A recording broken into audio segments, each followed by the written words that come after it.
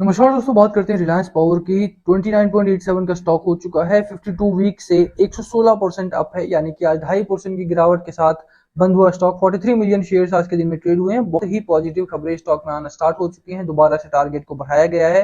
कितना हो चुका है टारगेट? क्या आप यहाँ से एक रैली की शुरुआत होती हुई दिखाई दे सकती है, और क्या रीजन है इसके पीछे की रैली की शुरुआत होती हुई दिखाई देगी अगले हफ्ते से, या कब से स्टार्ट हो सकता है यहाँ पर पॉजिटिव पुल बैक?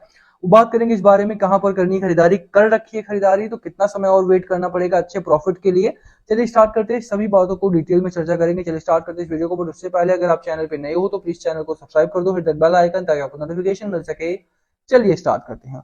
ओवरऑल बात करें आर पावर की, तो रिलायंस पावर में प्रॉब्लम्स काफी सारी हैं। ऐसा नहीं है कि बहुत पॉजिटिव कंपनी है उसके बाद ही साइडवेज ट्रेड कर रही है। प्रॉब्लम्स है, बट उसके साथ साथ कुछ अच्छी खबरें भी हैं। अच्छा, इस हफ्ते में गिरावट क्यों हुई है उसकी खबर पहले जान लेते हैं। इस हफ्ते में गिरावट का जो मेन रीजन रहा था वो ये है, सेबी ने पेनलाइज किया है आर इंफ्रा को, आर पावर्स को और others for non submission of no default statement. 3.5 crore के करीब का फाइन यहाँ पर आर पावर के ऊपर लगाया गया, और यही कारण रहा कि इस हफ्ते में काफी नेगेटिविटी आपको देखने को मिली है। ओवरऑल अगर आप देखें तो कहीं ना कहीं स्टॉक में प्रॉब्लम्स है, कंपनी में प्रॉब्लम है। जैसा मैंने आपको स्टार्टिंग में ही बोला, एनडीएस ना जमा करने की वजह से सेबी ने 3.5 करोड़ का फाइन मारा। Capital markets regulator SEBI on Wednesday impose penalty on 7 entity, 7 लोगों पर, R Infra, R Power, Incredible Realcon for non submission of no default statement to credit rating agency. Credit rating agencies को एनडीएस ना सबमिट करने की वजह से इनके ऊपर फाइन लगा है।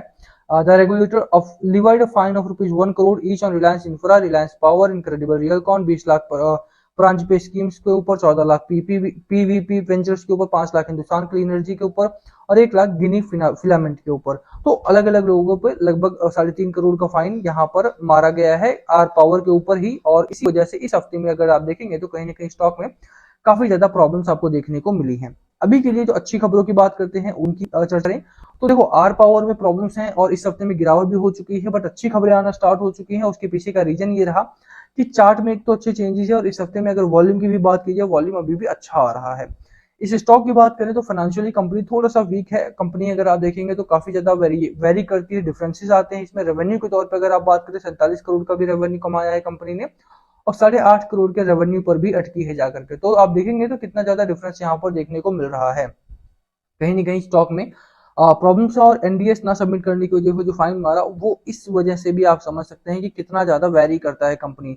10,130% के आसपास का नेगेटिव मार्जिन यहाँ पर रहा, क्योंकि लॉस उसमें देखेंगे अगर आप लॉस के टर्म्स में, तो कंपनी लगातार पिछले दिनों लॉस करती आ रही थी। प्रॉफिट बिफोर टैक्सेस भी अगर आप देखें, प्रॉफिट बिफोर टैक्स है ये -84 करोड़ के आसपास का लॉस हुआ था यहाँ पे, 84 करोड़ के आसपास का लॉस है, 17 करोड़ का लॉस था यहाँ पे। कंपनी लगातार अपनी जो प्रॉफिट मेकिंग आर्म है, प्रॉफिट मेकिंग जो बिजनेस है, उसको बेचती आ रही है। अब देखेंगे, सिंपल बात है भाई, ये 8.5 करोड़ के आसपास का यहाँ पर रेवेन्यू मैंने आपको दिखाया कि भाई मार्च क्वार्टर में 8.5 करोड़ के आसपास का रेवेन्यू था, और उसी क्वार्टर में अगर आप प्रॉफिट की बात करें तो 59 करोड़ का प्रॉफिट। आप सोचिए कि 8.5 करोड़ कमाने वाली कंपनी 60 करोड़ का प्रॉफिट कैसे कर लेगी, है ना? क्यों? क्योंकि कंपनी बहुत सारे आर्म्स को अपने बेचती रहती है, और यही रीजन है कि कंपनी, मतलब जो सेबी है, सेबी लगातार इसके ऊपर पेनाल्टी इंपोज करती रहती है। तो फाइनेंसिस जो है कंपनी के काफी वीक है। अब एक जो पॉजिटिव चीजों की चर्चा करें तो भैया देखो, कंपनी टर्न अराउंड कर रही है। कंपनी ने अपना जो प्रमोटर प्लेज था वो जीरो कर लिया है, यानी कि जो गिरवी पड़े शेयर थे उनको छुड़ा लिया है। कंपनी अच्छा खासा व्यवसाय कर रही है, अच्छा खासा रेवेन्यू भी जनरेट कर रही है। साथ में अगर आप देखेंगे तो अभी यहाँ पर वॉल्यूम बढ़ा है। वॉल्यूम बढ़ने का डिलीवरी परसेंटेज भी बढ़ा है, 47% के आसपास डिलीवरी परसेंटेज कल के दिन में रहा, और 51% का लगभग यहाँ पर वीकली परसेंटेज बना हुआ है। तो ओवरऑल कहीं ना कहीं आपको मानना पड़ेगा कि कंपनी अपने आप को टर्न अराउंड कर रही है। फाइनेंशियल रिस्ट्रक्चरिंग भी तो हो ही रही है, साथ में रिटेल इन्वेस्टर को छोड़ करके एफआईआई, एफपीआई भी यहाँ पर इंटरेस्टेड हैं। जैसा मैंने बोला, एफआईआई ने 13.5% के आसपास की होल्डिंग पकड़ रखी, म्यूचुअल फंड ने भी अपनी शेयर होल्डिंग को बढ़ाया था। तो एक बात आप समझेंगे कि कंपनी कहीं ना कहीं अपने आप को ग्लोबल लेकर के जाना चाहती है। कंपनी कहीं ना कहीं ट्राई कर रही है कि जो इसके लॉसेस है उसको कट डाउन किया जा सके, एक्सपेंड करे कंपनी। और साथ में ही एफआईआई का हिस्सा अगर आप देखेंगे, 3 क्वार्टर लगभग सेम रहा, उसके बाद 2 क्वार्टर से लगभग बढ़ रहा है। 8.5% से बढ़ करके 13% हो चुका है, जो कि बहुत ही पॉजिटिव साइन है। एक डाउन ट्रेडन कंपनी में अगर इस तरह का बड़ा होल्डिंग एफआईआई एफपीआई का रहता है तो वो रिटेल इन्वेस्टर के लिए एक पॉजिटिव साइन माना जाता है। बट एज लॉन्ग एज आप उस चीज के ऊपर फोकस कर रहे हैं कि ठीक है, मैं रिस्क बहुत ज्यादा नहीं लूंगा, थोड़ा रिस्क लूंगा और लंबे समय तक रुकूंगा, तो वो आपके लिए बेहतर साबित हो सकता है। दूसरी बात यहाँ पर अगर आप प्रमोटर्स की बात करें, प्रमोटर का प्लेज अभी भी मतलब शेयर जो है वो 23% के करीब में है। ठीक ठाक प्रमोटर्स का शेयर है जो कि डिक्रीज हुआ है, ये एक नेगेटिव साइन हो सकता है, बट स्टिल प्रमोटर्स के पास काफी हेफ्टी अमाउंट में रख रखा है इन्होंने स्टेक, वो एक अच्छी कहानी है। LIC ने 2.6% के आसपास का स्टेक निवेश किया था इसमें, वो दूसरी एक पॉजिटिव साइन। और ये सारी चीजें जितनी भी चीजें मैंने बताया जैसे आपको कि फाइनेंशियल रिस्ट्रक्चरिंग की है कंपनी ने, FII का यहाँ पर स्टेक बढ़ाया है, 13.5%, 13% के आसपास का स्टेक FII के पास में है। LIC के पास 2.5% का स्टेक है। म्यूचुअल फंड ने अपना स्टेक बढ़ाया है। प्रमोटर्स के पास एक हेफ्टी अमाउंट में स्टेक अभी भी कंपनी का बाकी है। ये सारी चीजें ही इस बात का इशारा कर रही हैं कि कंपनी आने वाले दिनों में एक अच्छा खासा परफॉर्मेंस देगी, जो कि अभी तक नहीं मिला है। एक साल में 95% का और एक महीने में 14% का रिटर्न आपको मिला है। पिछले हफ्ते ठीक ठाक चली थी, इस हफ्ते में कंपनी अच्छा व्यवसाय, अच्छा बिजनेस नहीं किया है। लगातार अगर आप देखेंगे तो ये पैटर्न बन रहा है, यहाँ पे ये लेवल है इसका, एक रेंज बनाता है, तो यहाँ से ब्रेकआउट आपको कुछ दिनों में देखने को मिलेगा। और जब भी ब्रेकआउट मिलेगा तो लगभग 45 टू 50 तक के टारगेट्स भी आपको आसानी से देखने को मिलेंगे, जो कि बड़े ब्रोकरेज हाउसेस के टारगेट भी हैं।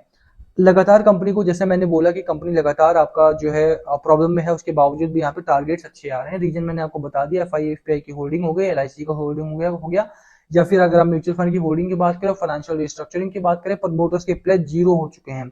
यानी कि कोई भी प्रमोटर का प्लेज, प्रमोटर के शेयर जो है वो बैंक में गिरवी नहीं पड़े हैं। वो बहुत ही पॉजिटिव साइन है, जो इस कंपनी को नीचे खींच रहा था वो कंपनी ने संभाला है अपने आप को। चार्ट की जहां तक बात करें, टेक्निकल पैटर्न मैंने आपको बताया, एक रेंज बन रहा है यहाँ पे। अगर ये रेंज ब्रेकआउट करता है यहाँ से, तो एक बड़े वॉल्यूम के साथ आपको नेक्स्ट वीक में एक अच्छी खासी रैली देखने को मिलेगी। निचले लेवल पे अगर आप बात करें, मैकडी आपका स्ट्रॉन्गली बुल रन में एंटर करने की तैयारी कर चुका है। यहाँ पर RSI की बात करें, यहाँ पर भी पॉजिटिव साइन ही है, तो ये टारगेट आपको लेकर के चलना है फॉर द मीडियम टर्म। बाकी लास्ट कॉल हमेशा आपका होना चाहिए। मैंने पूरी डिटेल में आपको यहाँ पर आर पावर के बारे में बताया है, जो अच्छा है जो बुरा है वो सब कुछ मैंने आपको बताया। बाकी लास्ट कॉल हमेशा आपका होना चाहिए कि आपकी स्ट्रैटेजी क्या, आप यहाँ पे बाय कर रहे हैं, सेल कर रहे हैं या होल्ड कर रहे हैं, बताना कमेंट करके। Last call always be yours, आप खुद थोड़ा सा एनालाइज करें उसके बाद ही निवेश करें तो ज्यादा बेहतर रहेगा।